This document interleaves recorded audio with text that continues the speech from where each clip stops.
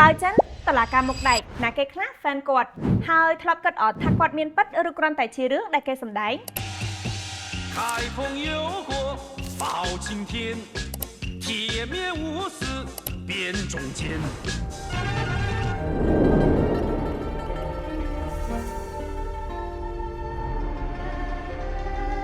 លោកម្ចាស់ប៉ៅចឹងដែលខ្មែរយើងហៅថាប៉ៅចិនរឿងរ៉ាវរបស់គាត់គឺជារឿងពិតពេលយើងមើលរឿងយើងស្រឡាញ់តួអង្គលោកម្ចាស់ប៉ៅឯងត្រូវអត់នៅប្រទេសចិនវិញគេធ្វើប្រាសាទលោកម្ចាស់ប៉ៅឬក៏វិមានអនុស្សាវរីយ៍សម្រាប់គាត់ឡើងពីរនៅខេត្តពីរផ្សេងគ្នា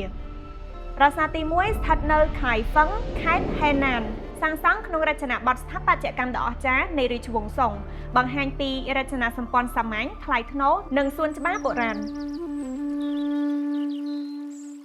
ចំណុច3សំខាន់គួរកត់សម្គាល់នៃវិមាននេះរួមមាន1សាលធំតម្កល់រូបសំណាកសម្រិទ្ធដ៏មហិមារបស់លោកម្ចាស់ប៉ាវអង្គុយយ៉ាងឧឡារិកមានកម្ពស់ជាង3ម៉ែត្រ2រឿងព្រេងនិទានដែលតាក់ទងទៅនឹងកាំបិត3របស់គាត់រួមមានកាំបិតក្បាលនាគសម្រាប់រាជវង្សនិងអភិជនក្បាលខ្លាសម្រាប់មន្ត្រីពុករលួយនិងក្បាលឆ្កែសម្រាប់ឧក្រិដ្ឋជនទូទៅវាតំណាងឲ្យគំនិតដែលច្បាប់អនុវត្តស្មើៗគ្នាចំពោះគ្រប់វណ្ណៈសង្គម